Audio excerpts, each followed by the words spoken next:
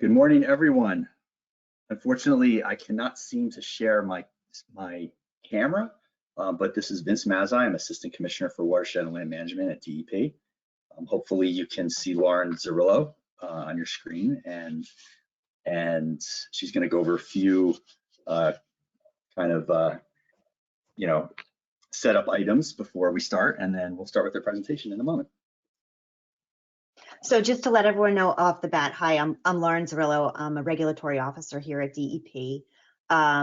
We are having certainly some technical issues this morning, and we really appreciate you bearing with us on figuring out this platform. Due to the size of and interest of this webinar, we have moved from Teams to GoToWebinar, and we're just having some glitches this morning, like you can't see Assistant Commissioner Mazzi, but you can see me.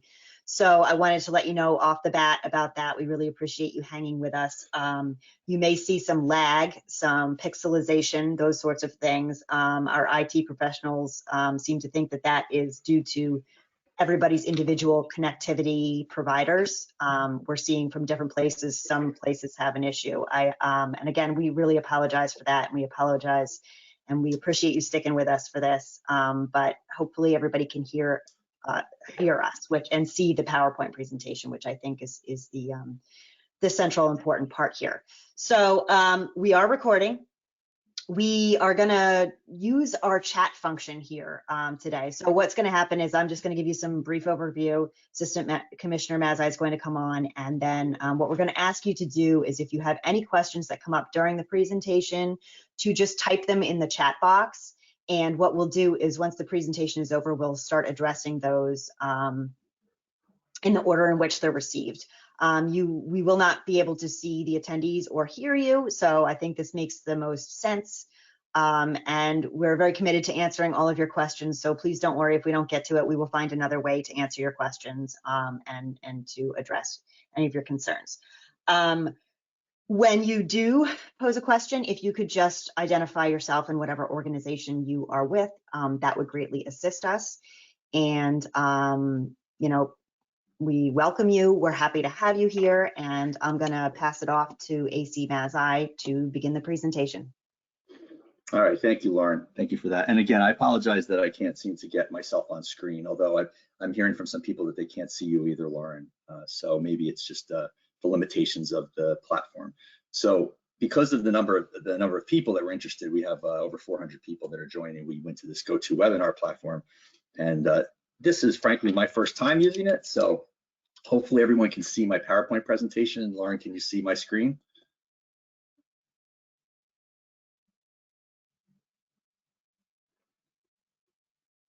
Hopefully someone can see my screen. Yes, I can see your screen. Just checking. Very good. Okay, so again, I'm Vince Mazzi. I'm Assistant Commissioner for Watershed and Land Management, and you're not here to see me. You're here to hear what we have to say, and we have some very interesting, I think, very important things to say today. Been looking forward to having this conversation for a long time. So this is, I'll say, a follow-up to our last broadcast communication back in May, where we spoke about the need for reform to the precipitation amounts that we use when we're determining stormwater management and also for floodplain management. And we had talked about doing an emergency rulemaking at that point.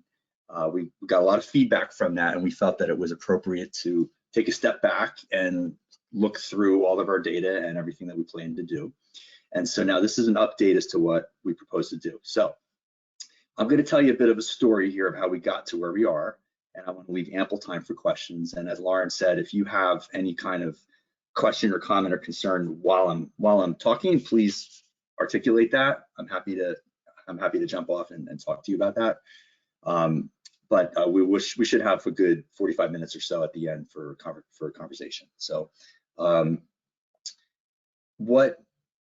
what normally happens in a story is that you don't go right to the end, but I'm going to go right to the end, and then I'm going to come back to the beginning. Okay, so at the end, what we're proposing to do is a regular rulemaking that will be filed imminently, is the plan, and I will go through the details of what that looks like. But in substance, it is the same as the material that we discussed when we were contemplating emergency rulemaking. So that's the end, that's the spoiler, but now I'm going to go back to the beginning and tell you how we got here. So hopefully I'm advancing my screens. Can everyone see a change on the screen? I see the first slide, the quick facts. Okay, quick facts on flooding. All right, good. So I'm going to try to go a little slower than normal because there seems to be a bit of a lag. It seems to be the system and not my connectivity. So I'll go a little slower so that everybody can be on the same page, literally.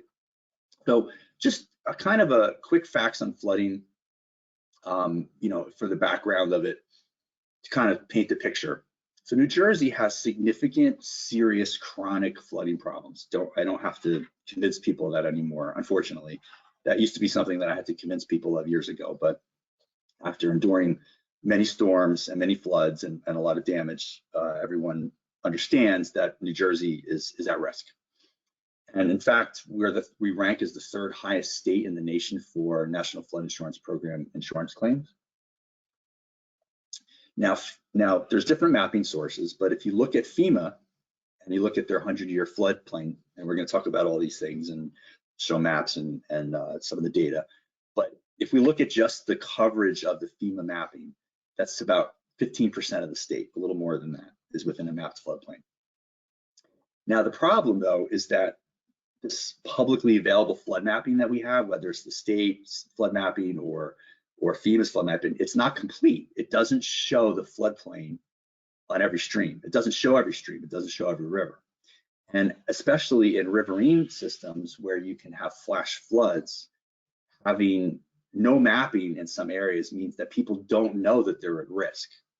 I kind of did a survey of where I live in Hunterdon County and looked at all the streams around me and checked their drainage area and checked whether there was flood mapping. And there's only one stream in my vicinity that has flood mapping and has a 24 square mile drainage area. All the other streams don't have any flood mapping, even ones that have like a square mile.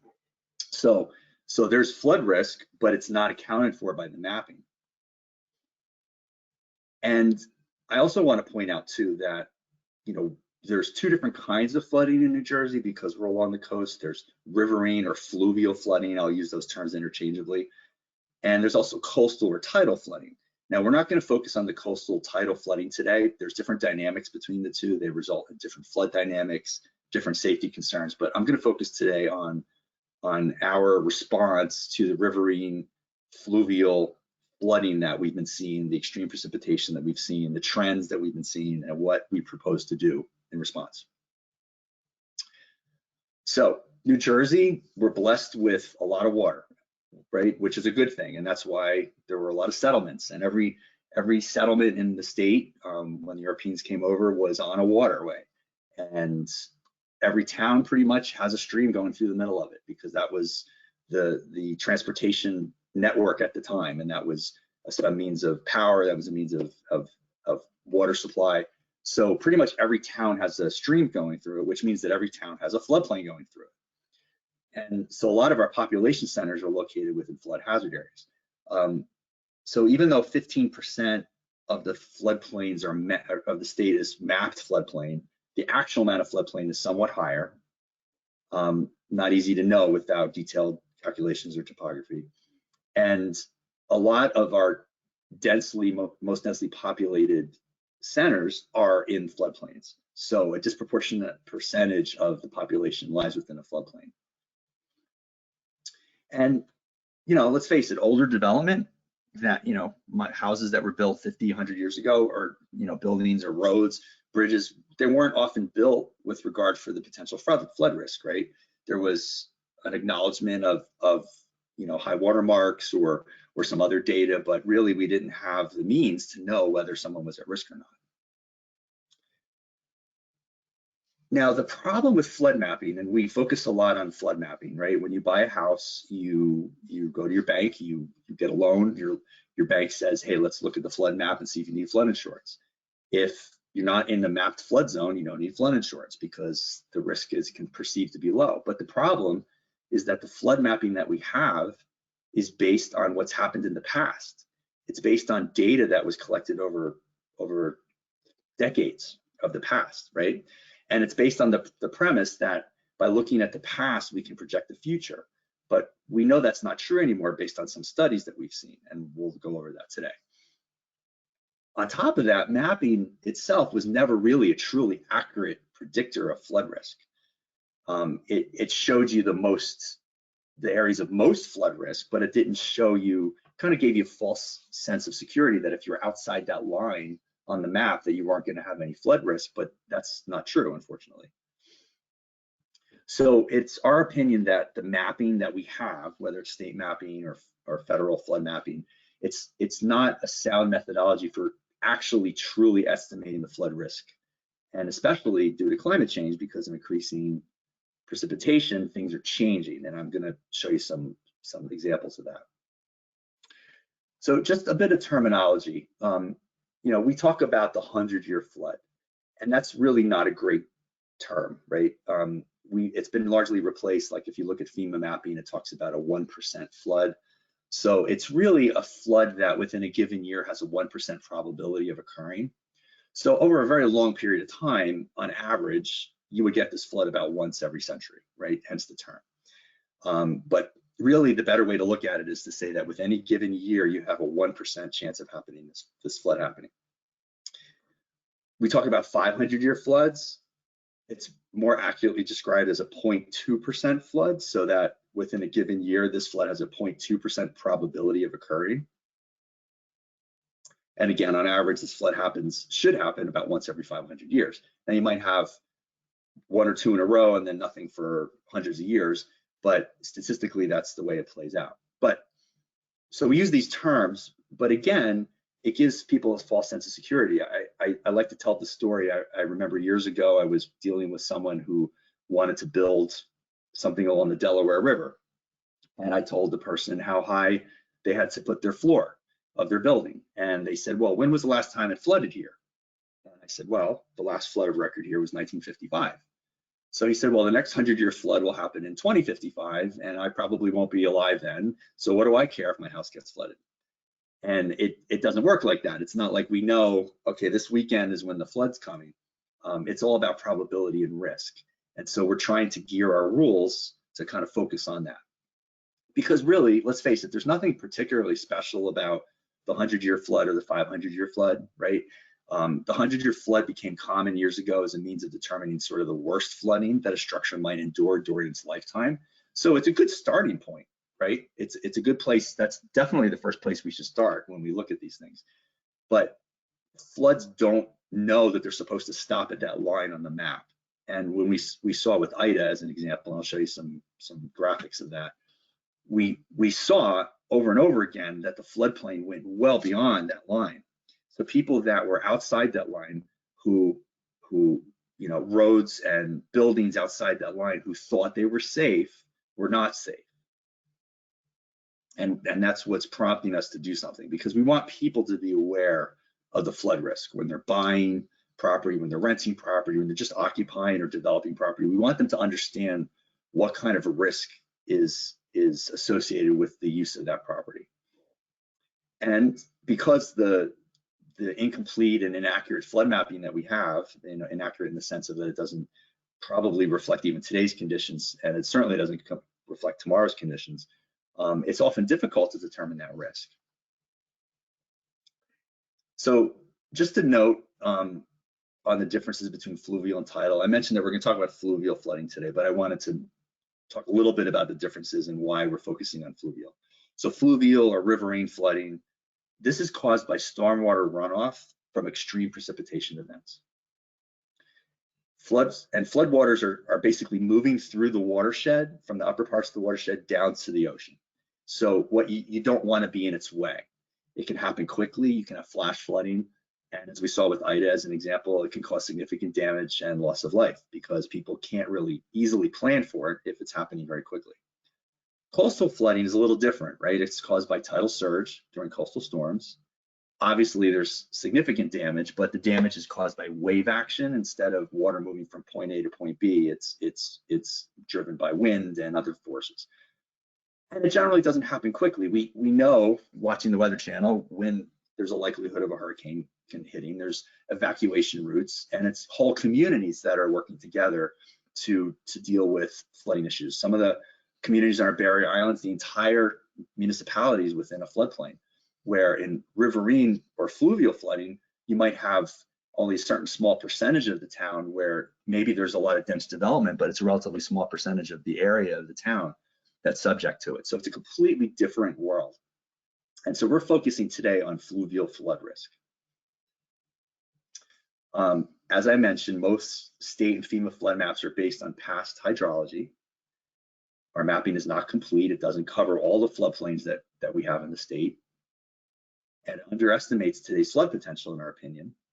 And it does not account for increased precipitation due to climate change. And I just want to pause right now. Are my slides matching up with what I'm saying, or is there a lag? Are we doing okay? We're definitely having some issues, Vince. All right, what are you looking at right now? So some people can't hear, some people can't see. We do have some questions about, will the PowerPoint be available after? And that's a yes. Some people are having problems and some aren't. I will say that people are asking questions, and I'm not necessarily sure how that lines up with the chat function, but I guess we're going with questions. The function seems to be working for the attendees at least. All right. Well, Lauren, I'm going to look to you to step in if there's a question that's relevant to what I'm talking about at that moment, or I can pause and I can answer the questions that we have so far. I can't see them, so. Sure. Yeah. The only one that I'm seeing towards your presentation so far is will the PowerPoint be available after? And that's obviously yes. Yes, absolutely. Yeah. And again, I will say, if you put questions in or if you put them in the chat, while we might not be able to address them immediately in the moment, we will circle back to them at the end. So your questions will not be lost. We will address them. Absolutely. All right, I just got a message from someone at DP saying that they could hear and see and everything okay on their end, so that's good. Okay, well, I'm just gonna go along, and again, we apologize for the struggles that we're having with technology. Technology is great when it works. It's not so great when it doesn't work, so we'll do our best, but hopefully most of you can at least hear me, and that'll be enough for the conversation. All right, so I've talked a lot about flooding and the cause of it being extreme precipitation, but the flooding is not limited to just floodplains, and we saw this again during Ida, right? There's a lot of effects that we have from increasing extreme precipitation. So it adds stress on already overtaxed infrastructure. Most stormwater management systems and roadways or basins, on a site are not they take water to a basin on a site are not designed for the 100-year. And they're not even designed for today's, much less tomorrow's 100-year storm. So what we see when we have these extreme precipitation events is that stormwater management systems are overwhelmed, and then you have sometimes catastrophic failures. You of course have increased fluvial flood deaths and increased risk to life and property as a result. Okay, we do have a question here, Vince, that might be relevant. So this is Maggie Broughton she's a staff attorney at the Eastern Environmental Law Center. Are there any plans to include communities that are flooding that are not near the coast or rivers? Runoff coming from impervious surfaces in urban areas can cause flooding of homes and buildings due to inadequate stormwater runoff, infrastructure, and planning. That is a great question. So, and then that gets to the heart of the issue, is that we tend to focus on the flooding that's around our streams and rivers, right? Because that's where the mapping is, that's where everybody understands that there's flooding. But as we saw with Ida, there was a lot of damage nowhere near any kind of mapped floodplain. Matter of fact, nowhere near any streams or rivers. And so part of the reason, or a large part of the reason of what we're trying to do here, is to ensure that stormwater management systems that are designed are able to handle actual today's precipitation and also the projected future precipitation, so that the likelihood of failure of localized flooding is going to decrease. That is our hope with this. And we'll talk more about it. I'm sure that there's probably more to here to say. Yeah, I think some of the questions we're getting now are related to stormwater. So if you just hang in a few minutes, I think Assistant Commissioner Mazzei will answer some of those questions. Absolutely. Let me get through this part of it, and then if I haven't addressed something, then I can circle back. I'm getting messages from people that they can at least hear me. So and see the PowerPoint. So it might have to do with the connectivity that each individual person has. So we know that as the atmosphere is warming, it can hold more water, and it has more energy in the system. So that increases the potential for more intense precipitation and flooding. In fact, by the end of the century, heavy storms or extreme events are projected to occur 200 to 500% more often and with more intensity than in the previous century. I don't have to remind everyone, but I will anyway, that we had major flood events just in this millennium in 2000, 2004, 2005, 2006, 7, 10, 11, 12, 16, 21. It's ramping up. Those of us that have been in the business for a long time have seen that. And to confirm what we've been seeing, DEP had worked with the Northeast Regional Climate Center, which is a partner with NOAA, and a study was released in 2021, which had two important findings. One is that it confirmed increases in extreme precipitation across the state over the last 20 years. And it also projected further increases in precipitation intensity over the coming decades. So a lot of what we're doing here is based on that. Now, the problem is that if you're using the NOAA rainfall data to design your basin in order to calculate a floodplain, you're using the rainfall data that was collected over several decades ago, and it includes data only through 1999. So when you're using that data, you're really designing it for the conditions that were present in 1999. Actually, probably even before that, since the data extended a few decades before. But at best, you were maybe designing for 1999. But that doesn't accurately reflect today's precipitation intensity. And so the first piece of this is to say, let's adjust when you're designing a stormwater management system or you're calculating a floodplain, let's use data from today, the most recent data, not data that ended in 1999. And in fact, we've seen that since 1999, and I've got some more detailed tables to show you, but since 1999, depending on the county, the 2-year storm has increased by as much as 5%. The 10-year storm has increased by as much as 7%, and the 100-year storm has increased by as much as 15%. Now, more rain means more runoff. More runoff means more riverine flow, and more flow means higher flood elevation. So there's a direct relationship between those. And you can see the picture of the state, and you can see the counties with the different percentages on it. This is the projected percent increase for the 100-year 24-hour storm by the end of the century using a moderate emission scenario. So you can see that over the coming decades, now this shows the 100-year, so 100-year storm is likely to increase as much as 50% in some counties based on these studies. 2-year storm is likely to increase as much as 24%, and the 10-year storm is likely to increase as much as 27%. So a little more in depth, okay? You can see the 2, 10, and 100-year storms.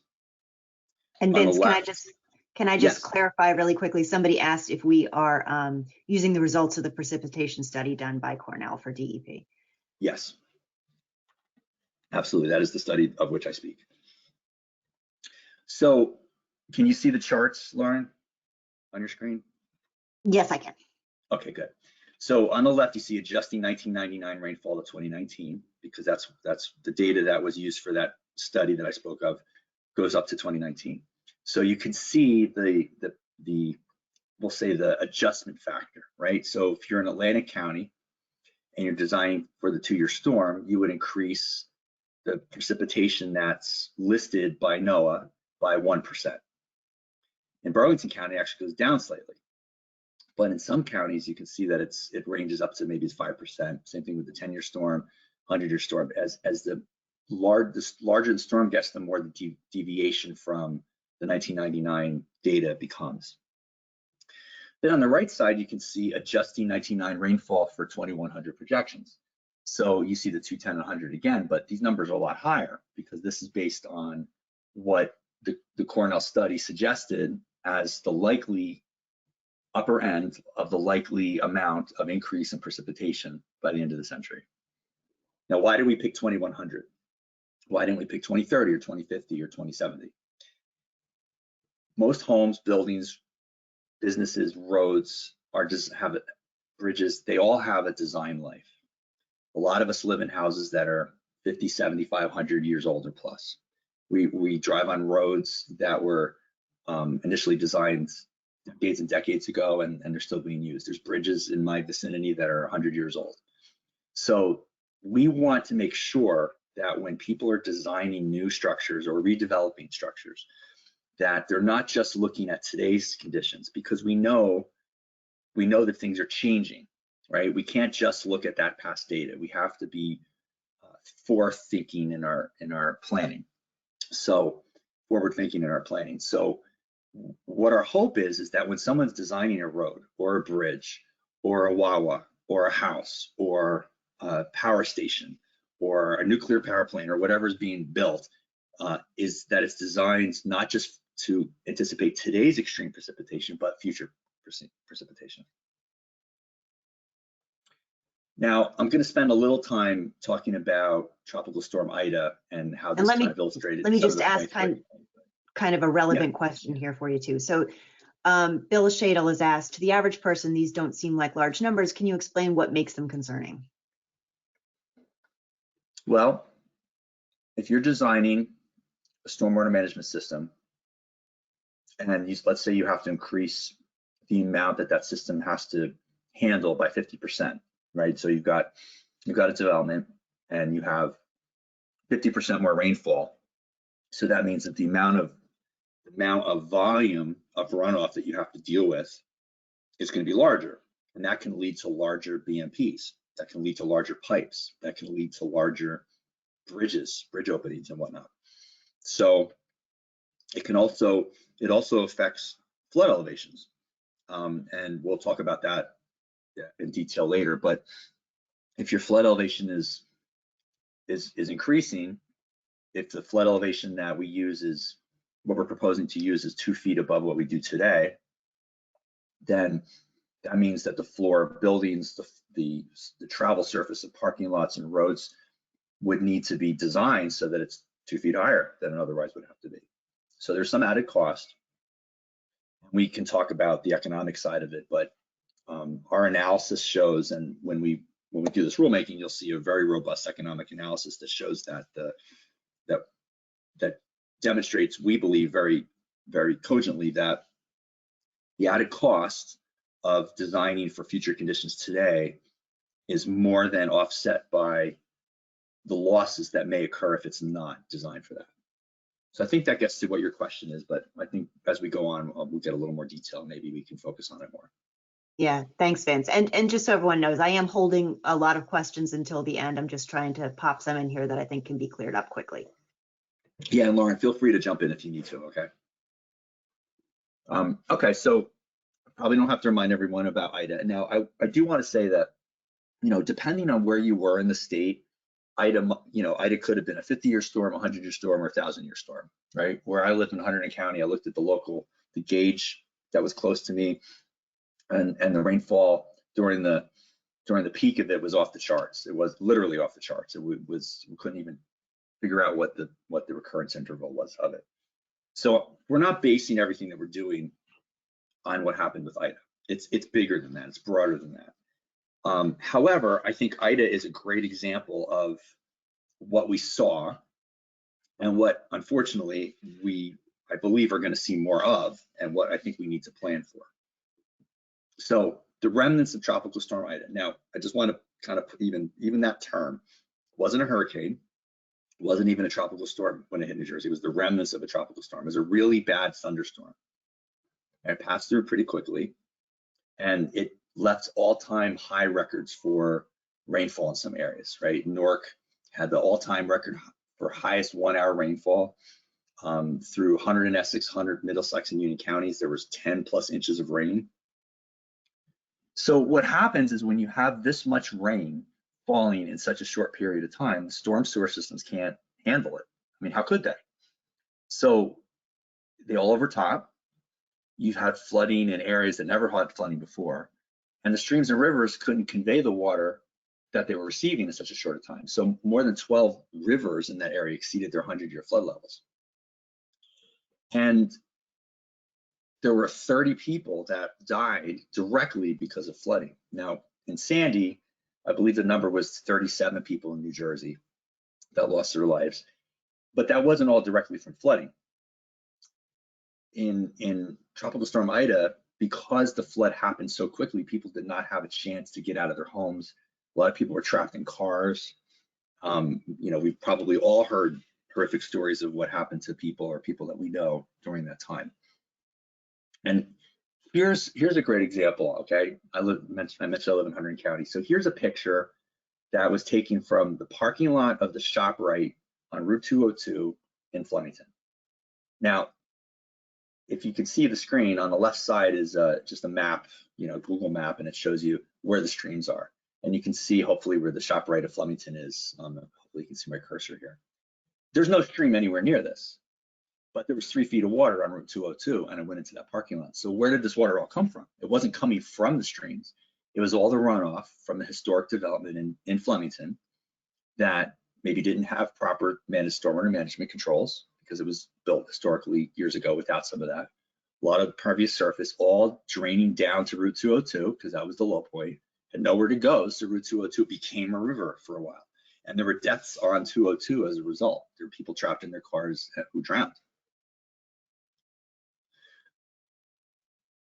So when we took a few snapshots, and I'm going to show you what this looks like, but we looked at a few places where we had data during Ida to see how the flooding compared to what we regulate to today, right? Now, what we regulate to today, sometimes the state has flood maps. If it's a larger stream or river, we have flood mapping. And so that's what we use. Or if the FEMA 100-year flood plus a foot is higher, then we use that. So in other words, if there's a state map, we use that.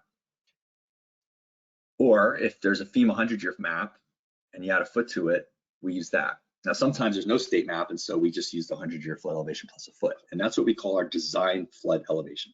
So that's the area of jurisdiction under the flood hazard rules.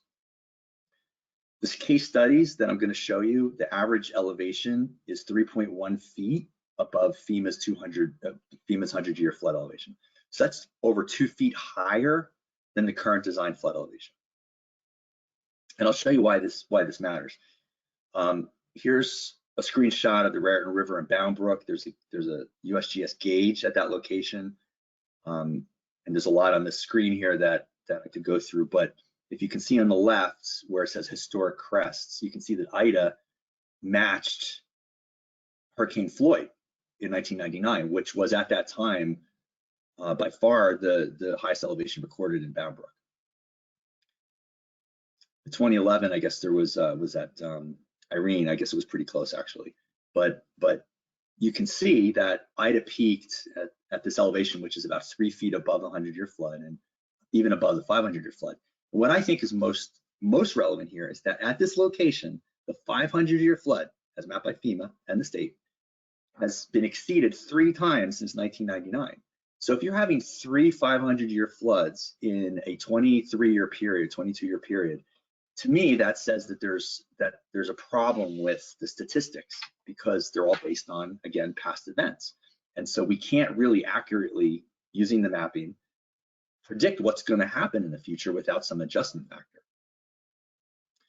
Here's another shot of the Neshannock River at Reeville. Flooding during Tropical Storm Ida was over 4 feet above Hurricane Floyd, which at that time had been the highest elevation recorded. I don't have a correlation with flood elevations here, but you can see just how extreme it was. The next couple slides, I think, shows the heart of it all. Here's a shot of Millstone River at Manville, and here's before Ida, and here's the same spot during Ida. Now you can see, Lauren, can you see my cursor moving around? Yes. Okay, thank you. So this whole neighborhood here, these are all homes. Along here, we're flooded, obviously. Now, if you look at the flood map, and I'll toggle back and forth, but if you look at the flood map,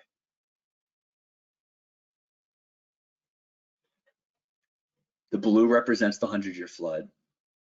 The orange gold color represents the 500-year flood. This whole neighborhood is not mapped as a flood zone, right? So I'm going to go back and forth. So all those people, none of these people were required to have flood insurance. Many of these people could have had basements. We don't know. But all of these homes resulted in significant damage because of where they are. So again, how do you protect yourself if you don't know that you're in a flood zone? How do you even begin to make good choices, right? Here's another spot. Here's the Millstone River again at Manville. Here's before Ida. Here's during Ida. And what if you can kind of see the flooding that comes up these side streets here, you can see that it matches up pretty well with the 500-year flood. In some cases, it was even higher than that. So in these two cases, flooding peaked about at the 500-year or about 1 foot above. And the 500-year flood is 2.5 feet above the 100-year. So that means that flooding in Manville was probably about 3.5 feet above FEMA's 100-year flood elevation, based on the mapping that we have. Now in the Raritan River at Bridgewater, it matched almost exactly with the 500-year flood event. So here's the stadium. Here's the stadium during the flood. And if you can kind of see this line here of where the flood stopped, it matches up almost exactly with the 500-year flood limit. It's very accurate with that. So again, it's about peaking at the 500-year flood, which is about 2.8 feet above the 100-year at this location. So when you look at it in aggregate, the flood elevations that we saw were about 2 feet higher than what we currently regulate. Now, again, I recognize that there's not a direct correlation between the storm event and the flood event. In this case, we don't know precisely at Bridgewater or wherever what frequency it was, but we know that we had this flooding. We know that the damage happened, and largely it was outside of mapped flood areas. So people were at risk and didn't know it. And that's driving a lot of this, because the data suggests that this is going to continue to happen. So what we propose to do is a rulemaking that we're going to call, for today's purposes, the Inland Flood Protection Rulemaking. So this focuses on riverine non-tidal flooding. We have a larger proposal that we're still working on that incorporates many changes, which focuses a lot on the coastline and the flooding that's happening there due to sea level rise. But this rulemaking is targeted, surgical, and it's intended to make sure that what we regulate and how things are designed in these fluvial systems is as safe as it can be. So for the scope of the rulemaking, we want to address three main issues related to increases in precipitation due to climate change. One, as I mentioned, the current rainfall data that we use in our rules was computed only through 1999. So we're addressing that. The second thing is that our stormwater management and flood hazard rules do not account for future increases in precipitation due to climate change. And the third thing is that the designs based on current flood mappings are not protective for future conditions for the reasons that we spoke of, right? Mapping reflects prior flooding patterns, doesn't reflect changes due to climate change. So this is an approximation of what the timeline would be for this, but we anticipate filing our proposal with the Office of Administrative Law in the near future. It'll be published in the New Jersey Register, usually about a month later. That's followed by a 60-day comment period where people can review the rule text that's being proposed. During this period, the rule's not in effect. It only becomes in effect, the new standards become effective when it's adopted at the end of the process. So there'll be a 60-day comment period. At the end of the comment period, my staff and I will go through all the comments. We have to respond to everyone. Often the comments are very helpful because they show us inconsistencies or some things that we didn't notice, and so we can adjust the rules to a certain extent, and we can clarify things. We can't go beyond the scope, of course, of what we proposed, but we can clarify and adjust things as needed. And then ultimately we file the adoption papers, adoption documents with Office of Administrative Law, who publishes the New Jersey Register. And then again, when it's published in the Register, it'll be effective. So, you know, the process takes from when you file to when you adopt, it's going to take a few months, right? If it's a month after, it's published about a month after we file, and there's a 2-month comment period, and then we need at least a month to develop all the comment response, if not longer, and then has to go through a legal review. So it's going to take a few months, but I anticipate that during the second quarter of 2023 is when this rule would be adopted. And it is our intention to do everything we can to expedite the process on our end, as far as developing the comment response and the legal review and getting all the documents that we need to the Office of Administrative Law. So the key points in the rulemaking: 1, it raises fluvial non-tidal design flood elevation by 2 feet. So whatever the flood is today, the new flood elevation would be 2 feet higher than that.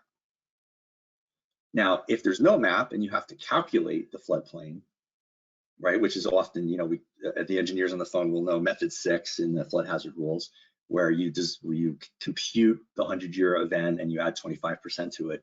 The 100-year event that you're calculating is going to be based not on the 1999 data or even the today's data, but the future projected 2100 data, because we want to know what the floodplain is going to be, not what it is now. There are some changes in the rule that ensure that permits and authorizations under the flood hazard rule meet minimum NFIP standards, National Flood Insurance Program standards, and relevant sections of the Uniform Construction Code. It is our firm belief that the state and federal agencies should be speaking with one voice in these matters. In many cases, our Flood Hazard Area Control Act rules exceed minimum NFIP standards, right? NFIP looks at the FEMA 100-year floodplain. Communities can adopt higher standards. Obviously, the state of New Jersey is a community that has adopted higher standards in the flood hazard rules. So we want to make sure that we line up with these other agencies, because we don't want to be issuing permits at DEP that don't meet minimum NFIP standards, that violate minimum federal standards or violate the floodplain ordinance of a community. And of course, the Uniform Construction Code as well. So we're working with the Department of Community Affairs on this rulemaking as well.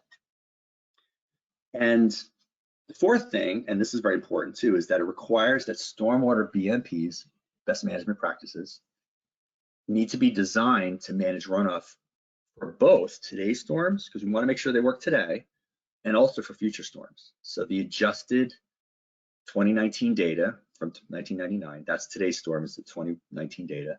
And then the future storm is the year 2100. And then finally, this is a little cleanup for the engineers on the line. You know, the use of the modified rational method and rational method is, we don't think it's appropriate for stormwater calculations in most cases. So we're removing references from it in the rules, but that's a minor point.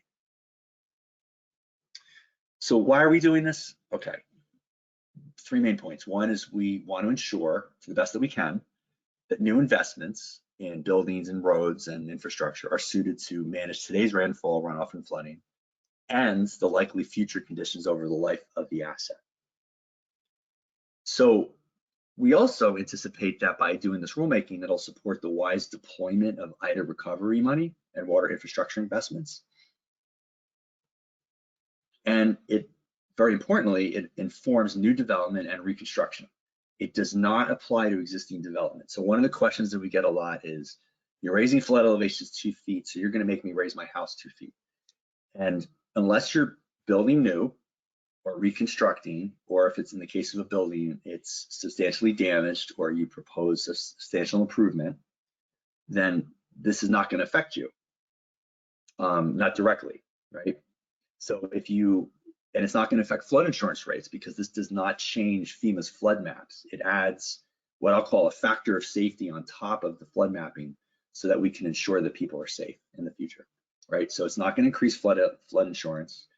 It's not going to affect anybody who's not building something. But if you're developing something, if you're buying a property, if you plan to build on it, it's going to affect your net fill calculations. It's going to affect your stormwater management calculations for sure. It's going to affect the access to and from the property, right? Because depending on the type of development, if you have multi-residence development, if you've got critical infrastructure or critical buildings, they need to be accessible during a flood for people to get in and out. And so that's going to change what some development patterns look like in a lot of cases in the state. So as I mentioned, we're going to raise flood elevations. The proposal raises flood elevations by 2 feet above the current standard. So when using a map, the new design flood elevation is the higher of the flood map by DEP, if it's available, plus 2 feet. So you look at the design flood shown on the DEP map and you add 2 feet to that. And then you compare that to the FEMA map plus 3 feet, because that's 2 feet higher than what we do today. We do FEMA plus 1, we're going to FEMA plus 3. So you compare those two and use the higher. And when you're calculating it, if there's no mapping, or if you choose not to use the mapping, which is always an option, you compute the flow rates based on the future anticipated 100-year precipitation. And then you model the design flood based on 125% of that computed flow rate. So it's the same as today. You figure out the 100-year flow, and then you bump it up 25%, and then you do your calculations to show where the floodplain is. But you're using the future anticipated 100-year precipitation, not today's. So how does this play out? Here's 3 homes along a stream. Here's today's floodplain. So the people in the red house, hopefully you can all see this screen. The people in the red house, they need flood insurance, presumably if they have a mortgage. If they paid off their home, they don't need flood insurance because it's only the lender that would require that. And the yellow house and the blue house are not in the map floodplain. They're not requiring, they don't need a flood hazard permit.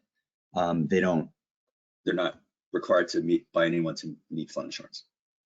By bumping up the flood elevation 2 feet, it not only goes up, but it obviously goes out, right? So lands that's not currently in the flood hazard area will be in the flood hazard area as a result of these changes. So that house, that blue house, they still don't need flood insurance because we're not changing the FEMA mapping, but they're now in our jurisdiction. And so it's important for us to understand, like, well, who needs a permit and when do you need a permit and how do you get a permit? So on adoption, any regulated activity is subject to the new standards, but there's a couple limited off-ramps.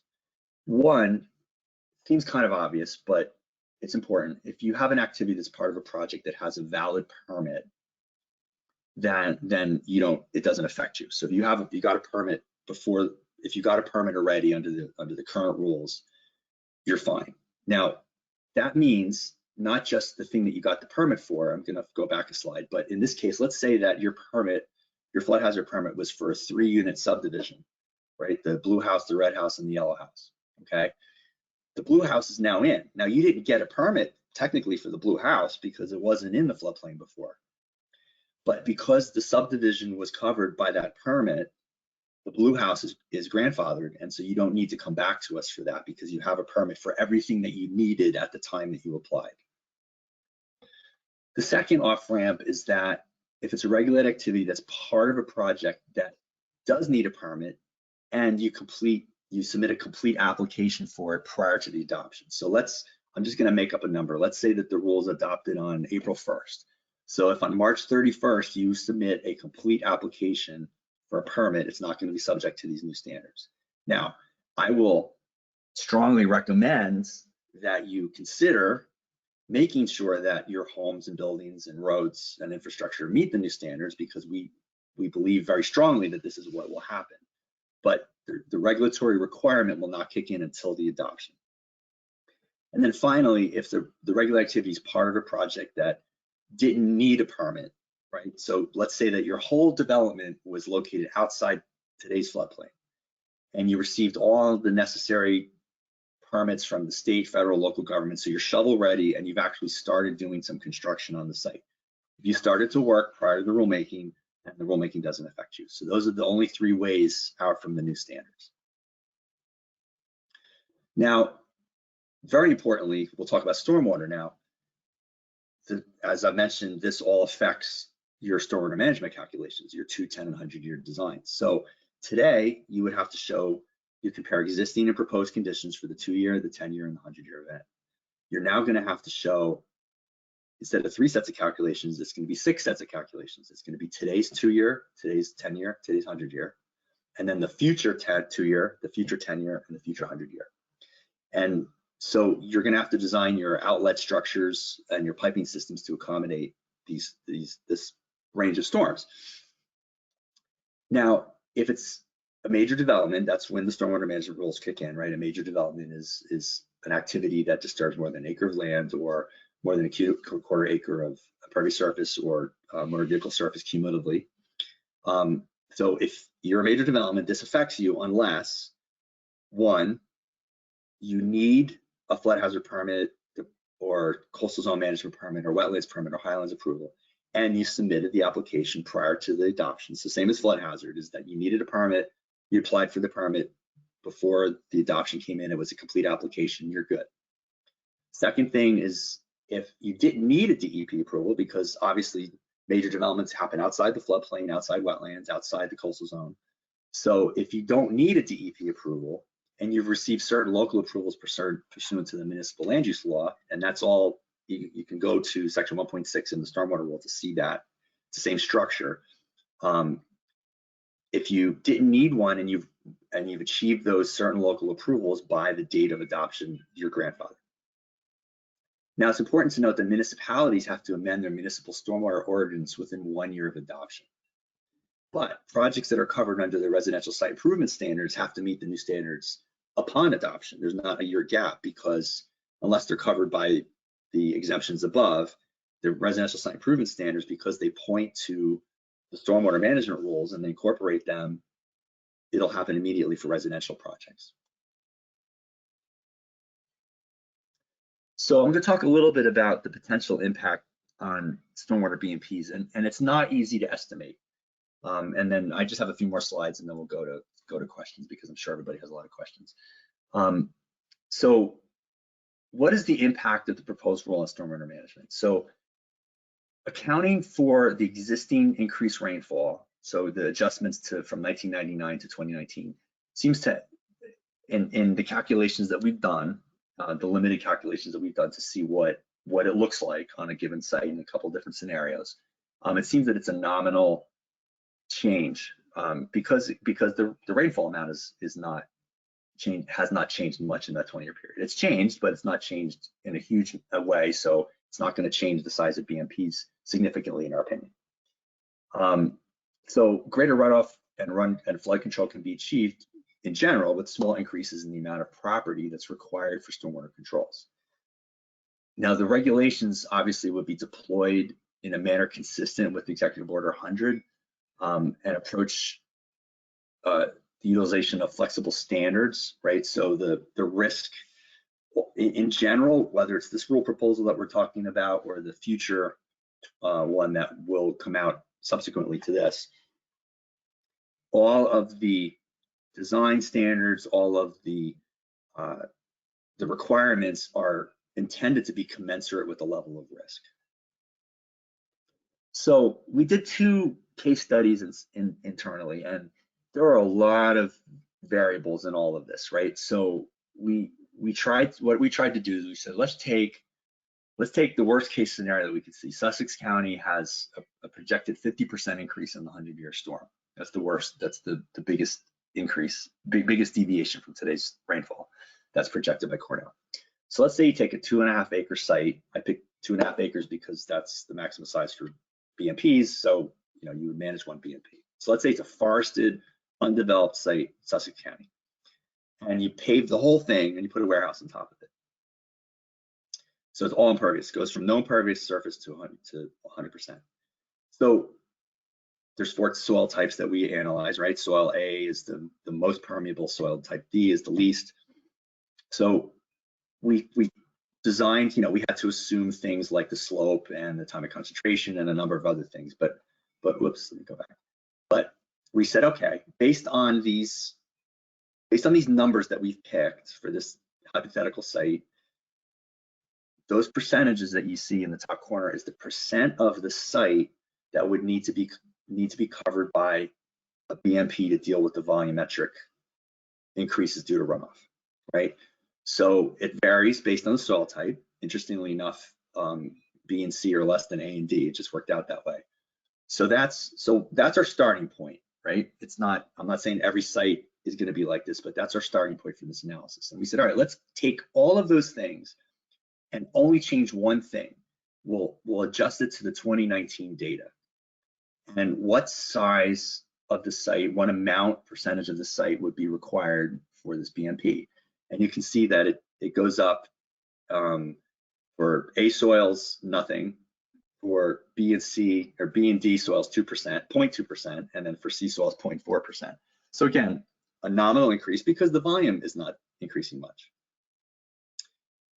We obviously see bigger changes though with the year 2100 projection. So as much as B soils was the biggest deviation, so we saw a 2.5% increase, not in the size of the BMP, but in the amount of the land that would be needed for this BMP.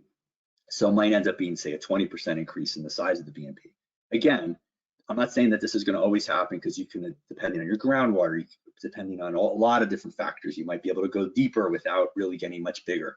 Or you might have to be bigger than this because your groundwater is shallow. There's so many factors, but we thought, let's take a snapshot and just adjust the one thing at a time and sort of doing the sensitivity analysis. So then we said, all right, let's look at a residential subdivision, 5 units, half an acre zoning, 2.5 acre site, again, Sussex County. Existing conditions forested, proposed conditions, 5 homes, right? So existing, using the 1999 data, which is what our existing rules point to, this is the percentage of the site, ranges from 3.9 up to 5.9% of the site, of that 2.5 acre site that would be needed to be dedicated for that BMP based on the analysis that we did. The new, adjusting to the new current, the 2019 data, bumps it up again very slightly. And the new future projected flood elevation, rainfall amounts for the year 2100 is as much as 2.1% increase. And this kind of follows more of what I would have thought would happen, is that in A soils it would increase less than D soils. Again, just a snapshot, but this is the type of change that you are likely to see on a given site, and it's going to vary a lot depending whether it's redevelopment, whether it's new development, whether the existing conditions are forested. It's going to depend on your slope, your soil type, on and on and on. But in the end, it is our firm belief that the added amount of the site that would need to be dedicated to stormwater management is justified by the future risk if we don't, right? We all have risk assessment in our lives. We have life insurance, we have medical insurance. We plan for what could happen. We plan for the worst case scenario. And that's a lot of what the flood hazard rules and the stormwater management rules do, is we're trying to plan for that worst case scenario. Unfortunately, that worst case scenario is changing. It's getting more extreme. And so we believe that it's incumbent on us to be good government to address that with the data that we have and make this rule proposal. So I know I talked a lot, didn't intend to take quite so much time, but I'm sure everybody has a lot of questions. I can go back to slides if you want me to, whatever you'd like. All right, yes, thank you, Vince. I think you ended up answering a lot of questions in your presentation. But I'm gonna ask if you're able to do this, to pop open the question box. It's not under chat, it's gonna be under questions, and then we can kind of scroll through those and you can address them, I think, as you see fit. So let me know if you can do that. Okay, let's see. And while he's checking that, I'm just gonna give kind of a disclaimer that any questions that are based on any individual projects, we're not going to be addressing here. This is really just on the rule proposal. So I just want to make that clear to everyone, and to reiterate that there will be a 60-day comment period on the rule proposal. There'll be plenty of time for people to submit their comments. So how's that going, Vince? You got that box? Yeah, so I'm trying to scroll through. Let me see if I can make this bigger. Okay, that's better. Make this a little bit bigger. All right, so there were a lot of comments at the beginning that people couldn't see the screen.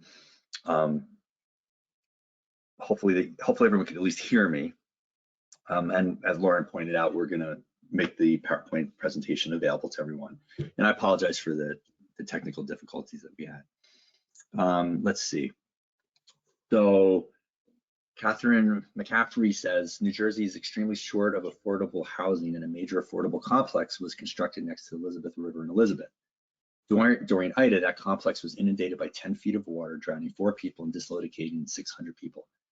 How is it possible that this complex is being renovated as if nothing ever happened? What new, I can't see the rest of the comment.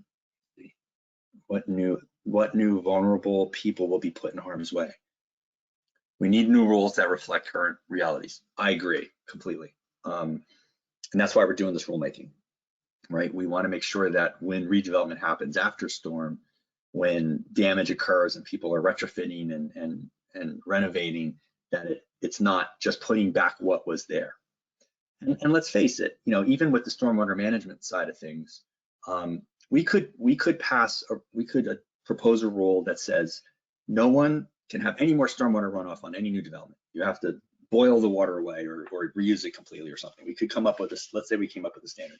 That doesn't fix all of our flooding problems, right? This rule doesn't fix everything that's happened, but it does 2 things. It helps reduce the impacts and adjust so that when future development does occur, that it is more likely and hopefully in all cases be much more resilient to flooding and reduce loss of life and reduce property damage.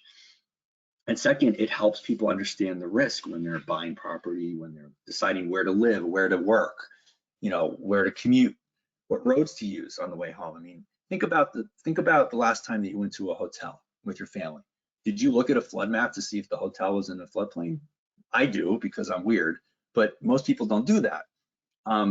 And I won't stay in a hotel if it's in a floodplain because I don't want to get stuck there. I don't know if there's a flood coming. So, but most people don't know that. And even myself as an example, I don't live in a floodplain, but the road that I live on, either end of it is in a floodplain. And during Ida, the road was destroyed. And so even though where my house is and where my my property is wasn't affected at all, and the road in front of my house wasn't, I couldn't get to or from my house for like 2 or 3 days. And I do this for a living, so I didn't even think about the road being downstream, you know, having flood impact. So it's all about putting this on the collective consciousness of buyers and renters and developers. Okay, so let's see. Dave Clark asks if it'll be available. Yes, it will. All right, let's see. Again, I see a few messages. Some people saying they didn't have any problems. Some people saying they did. Again, I sincerely apologize for that. Let's see.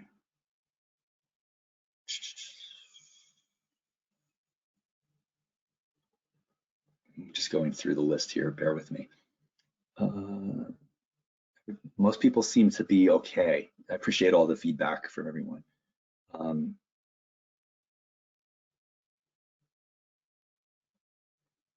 All right, so Maggie Broughton from the staff attorney at the Eastern Environmental Law Center. Are there any plans to include communities that are flooding that are not near the coast rivers?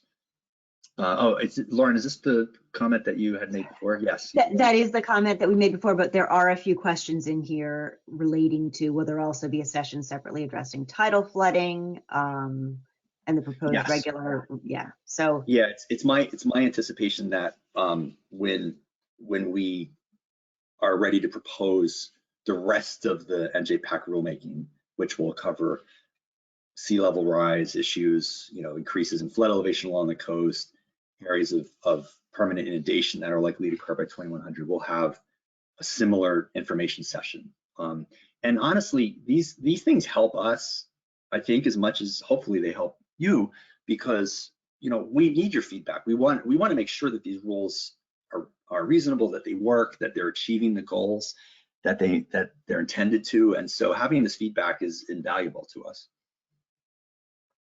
All right, let's see. A lot of people saying that they can hear me. Yeah, there's a question of will the recording of the Yeah. presentation be posted? And yes, we are going to put the recording online as well. Okay.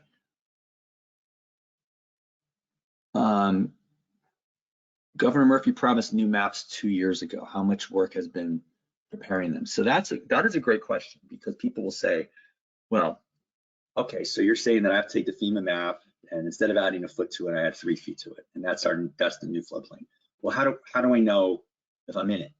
How do I know, you know, where can you show? Is there a map that shows this new floodplain? Now, if you have topography of your site and you have a flood map nearby, we can help you decide whether it's in a floodplain or not, based on adding the 2 feet to the design flood. Absent that, we have a tool that we've been working on that I'll call it sort of a triage tool, where what it does is it loads up all the data that we have, the 100-year flood, the 500-year flood, the DEP flood mapping, all of our streams, and what it does is you can put in an address and it'll put a circle around your property of a certain distance, and you can see if there's any hits of any floodplains or streams or anything. And if there's a hit, then the next step would be to come and talk to one of the design professionals at DEP, because we can help you know whether or not you're in a floodplain in most cases. Sometimes, though, adding that 2 feet doesn't really do anything, because there might not be a flood map, right? If you're just adding 2 feet to the existing flood map, that's not so hard. But if there's no flood map at all and you have to calculate it to know your risk, that's not something that's easy to estimate. And so it's not, without a very detailed, very time-consuming, very expensive long-term project to map everything in the entire state, we don't have a map that shows exactly where this area would be. We'll have to figure it out with you for each development. Will this program include ensuring resiliency and watersheds to absorb and retain water before it becomes a downstream flood, such as banning logging in watersheds? So this is from Ken Dulski. Will the program include ensuring resiliency of watersheds to absorb and retain water? So you know, I'm sure you're all aware of the groundbreaking changes that we made to the stormwater management rules recently to incorporate green infrastructure. And the impetus there, among other things, was, you know, to ensure that stormwater was managed close to the source and that it was distributed on the site and matched the today's drainage patterns, but also to increase retention and infiltration. So this rule making here doesn't affect those things, but the larger rulemaking has some changes proposed. We'll have some changes proposed to the stormwater management rules that will. As far as banning logging in watersheds, so that's an interesting point. If only 15 or 20% of the state, let's say, is within a floodplain, and that's the area that we're regulating, or if it's a major development outside that, and that's the area we're regulating, what about all the rest of the watershed, right? Most of the watershed is not actually in a floodplain. And unless it's a major development, by definition, we don't have any authority over it if it's not in a wetlands or a floodplain or the coastal zone. So what we did when we created 2.5 years ago, when I became assistant commissioner, we created watershed and land management. The plan was to try to take all of our rules and adjust them on a watershed wide basis, right? So it's not just looking at site by site incremental impacts, but it's looking at the broader picture of what's happening in that watershed, what's the health of that watershed. And so all of our rules are moving in that direction. That will take time, but that is our firm commitment to do that. Let's see.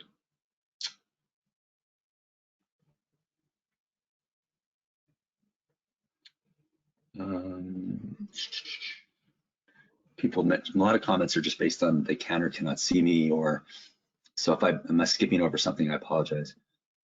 Question posed by Gary Hinesley. Our local road system has created a secondary drainage network that has also altered drainage and flooding patterns. Will these man-made changes be captured in the new mapping?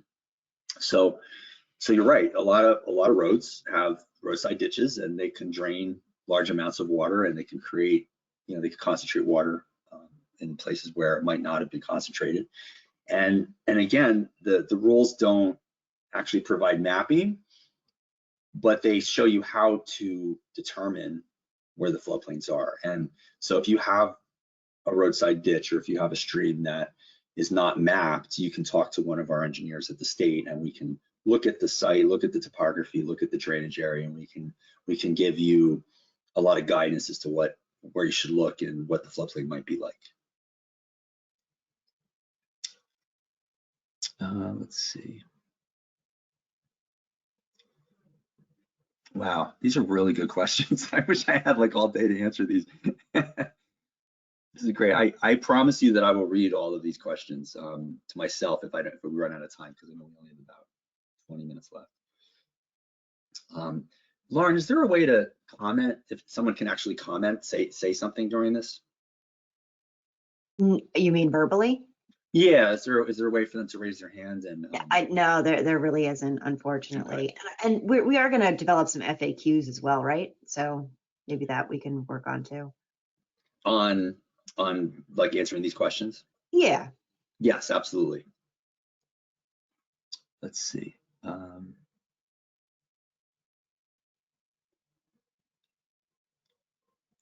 Never mind, Vince answered it. That's my favorite one. Thanks, Mike. You mentioned the projected precipitation values are at the higher end of likely scenario. What level of confidence is likely represented according to the study? So that's a great question. That's from Robert March.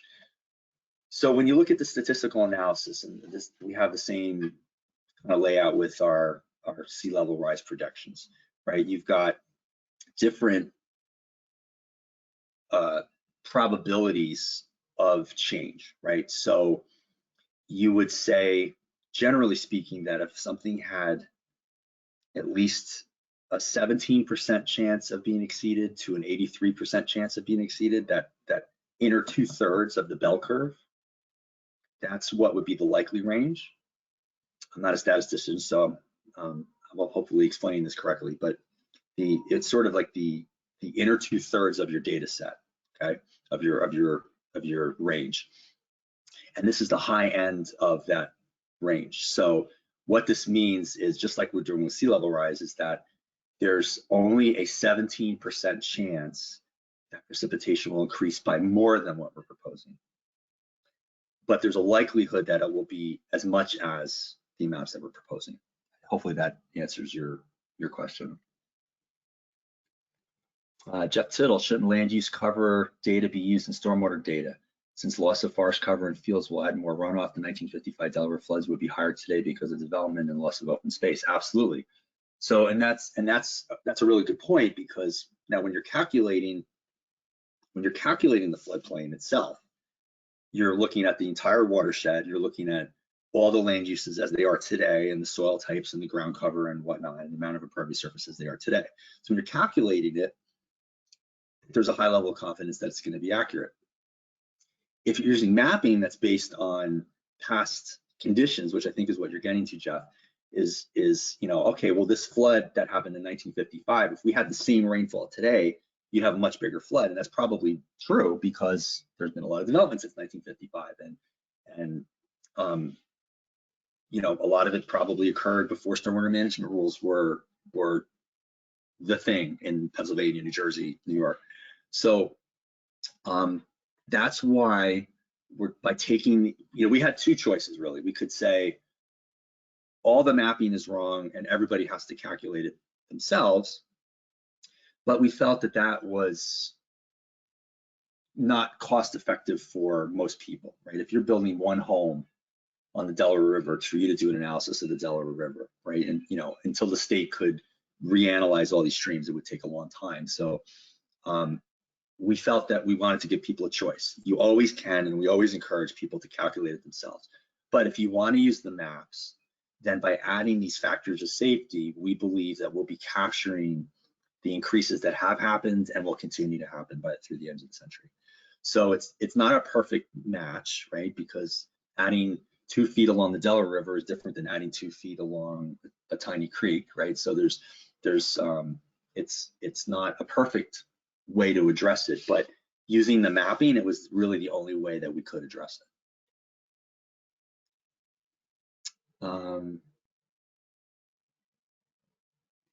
Nick DiNicola says, generally the bridge opening is set by no net change in the pre-existing flood levels.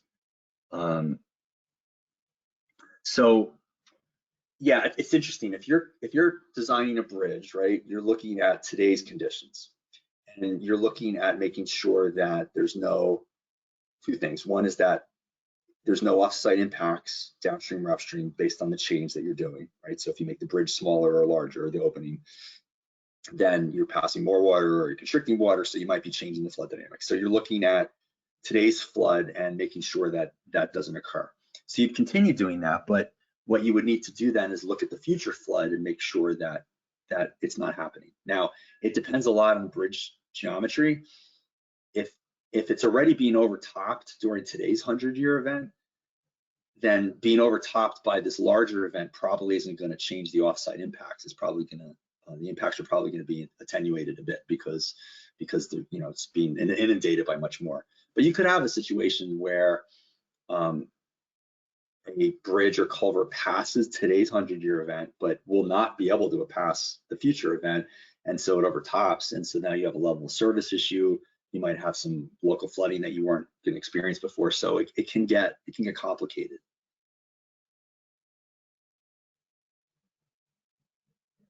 I wish I could hear everybody because I'd like to hear whether or not I'm hitting your points the way that you intended them. I'm doing the best I can based on what I'm reading. So Carol Balmer says, a great deal of flooding caused by exacerbated stormwater runoff obviously are caused by high density units per acre on environmentally sensitive wetlands and floodplains and questionable soils. Much of New Jersey's new construction is based on low and moderate high density housing being court ordered without regard to building from the ground up, not building down. The courts are ignoring the cumulative impacts of the deterioration of the natural flooding areas. What can the DEP do to remind courts that rules, regs, and statutes governing development in these environmentally sensitive areas has long-range cumulative impacts long beyond the jurisdiction the courts inaccurately perceive they have? So we are trying with this rulemaking and with the subsequent rulemaking to do exactly that, to say, hey, there's an increased risk here. And whether it's one home or it's a Walmart or it's a fire station or it's low income housing or moderate income housing or high density housing, we want to make sure that all of these folks are safe, not just for today's conditions, but for future conditions. So it's our belief that by adopting these new standards, that we will be increasing the protection from all these areas, and the increases in stormwater management requirements, we believe, will help reduce localized flooding related to stormwater impacts. Let's see. Are there buffers or error bars for these numbers? These can be significantly higher than what is predicted right now, especially for the. These can be significantly higher than what predicted right now, especially for the 2100 numbers. This is from Anjuli Ramos from Sierra Club. So I think what you're saying is, are there buffers on the numbers that we're using? So with regard to the flood mapping, kind of what we're doing is a buffer, and by using the 2100% precipitation for floodplain management and for stormwater management, that kind of is our buffer. And like I mentioned before, that kind of inner 66% or 2/3 of the precipitation or the likelihood range. So because we're going to the high end of the likely range, I would say that's our buffer. I think that's what your question is. Diana Feinberg, what is the probability of the Cornell rainfall increases shown? So I think we covered that. That is between 17 and 83% is the likely range, and we're looking at the highest end, which is this. With the highest end means the 17%, meaning that if we use the low end of the likely range, that means that there's an 83% chance that we're wrong. That's not enough. If we use the high end of the likely range, then there's only a 17% chance that it's not enough. Will tidally influenced streams be subject to the proposed rules? Now that is a good question. So right now, everywhere in the state, you've got riverine systems that eventually get to the ocean. They all get to the ocean, or to the Delaware River, which gets to the ocean. So they all eventually, all streams eventually will get to a tidal area. So there's an interface right now between the fluvial and the tidal area, and there's different standards that take place in those two areas. By increasing the fluvial flood elevation, but not increasing the tidal flood elevation, that interface line is going to go downstream. So there's going to be more land that's going to be subject to, in that kind of area where the tidal and non-tidal waters mix, there's going to be more land that's subject to these increased rules. Now, when we come out with our next proposal, which would increase flood elevations 5 feet along the coast, that interface is going to move back upstream. So we're going to have a kind of interim period here where there's more activities in what's historically tidal areas are going to be considered fluvial as a result. Kip Cherry says, Cornell has predicted that Mercer County, for instance, will have an increase of 40% precipitation over the 100 years starting 1999. That is a big increase. That is an enormous increase. I agree with you. It's almost hard to imagine that the precipitation could increase by that much. But that's what our studies show, and we're science driven, and I feel that we would not be doing our duty as under the mandates that we have under our Flood Hazard Area Control Act and our Stormwater Management Act to not take action and take this data into account. Why does NOAA's data only go up to 1999? This is from Chris Bruno. Why haven't they updated their numbers? That's a great question.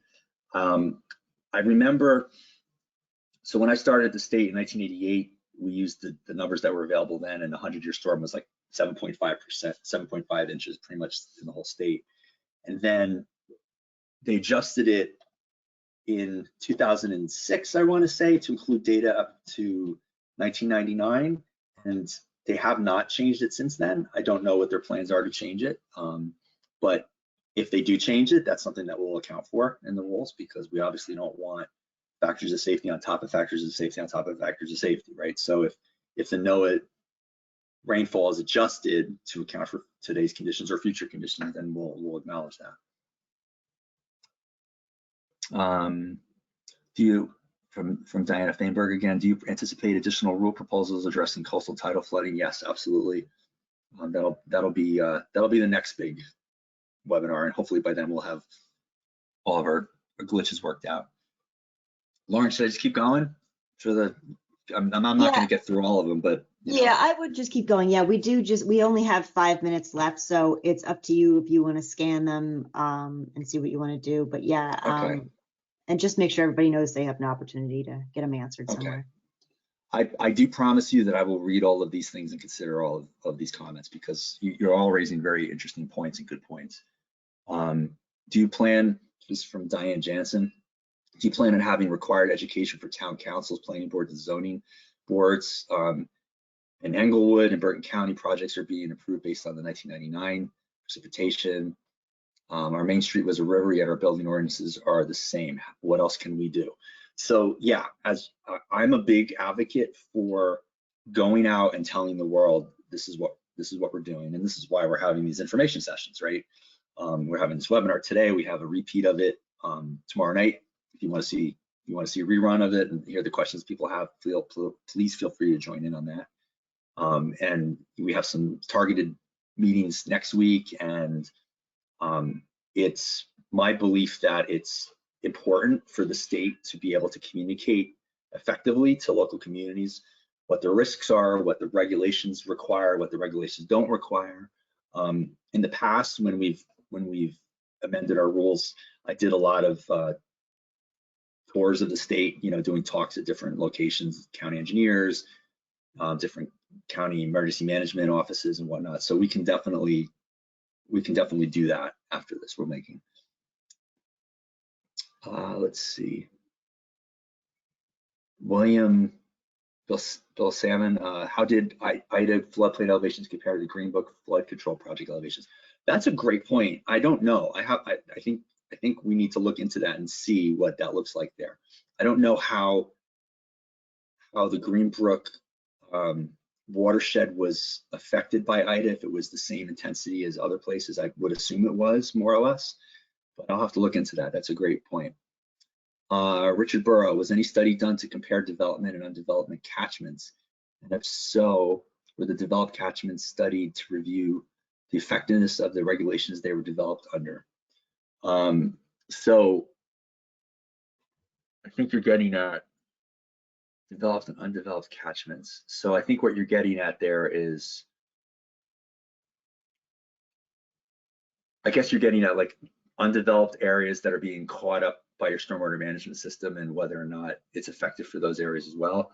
I don't think I know how to answer that one. You know, you've got my email. Hopefully you can see my email address. If anybody wants to email me, you know, the question, I can maybe engage you a little bit more deeply, because I'm not quite sure what you're asking. I apologize. Let's see. How do we send in testimony and supporting the proposed rules? So once the rules are formally proposed, published in the New Jersey Register, which couldn't happen before December at this point, right? Because it takes about a month for Office of Administrative Law to review it. So even if we filed it today, it wouldn't be published until the first register in December. And then that starts a 60-day comment period. And it's during that 60-day comment period that you can email or submit comments. We'll have a public hearing, and you have an opportunity, many different ways to support the rule, or to show us how you think it could be improved, or to tell us that we're making a mistake and what we should do instead. So that's the whole purpose of the comment period. All right, Vince, I'm going to stop you here since we only have about a minute left. Okay. Wow, so much interest. I really appreciate this. I mean, there's a lot going on in the world. There's a lot of things that you all could be paying attention to, and I appreciate very much that you took an hour and a half of your day to hear me without seeing me, and hopefully you can see the presentation. We will make this available to everyone, as Lauren said. You have my email. Hopefully you can still see my email address up there, so you can email me if you have a specific question, and we'll try to get you an answer. If you love this so much and you want to hear it again, then 6:30 tomorrow night, we'll be doing it again. Hopefully then I'll have my camera working. And I just want to thank everyone. We're in this together. So we'll get through this, and we really appreciate your thoughts. Thank you.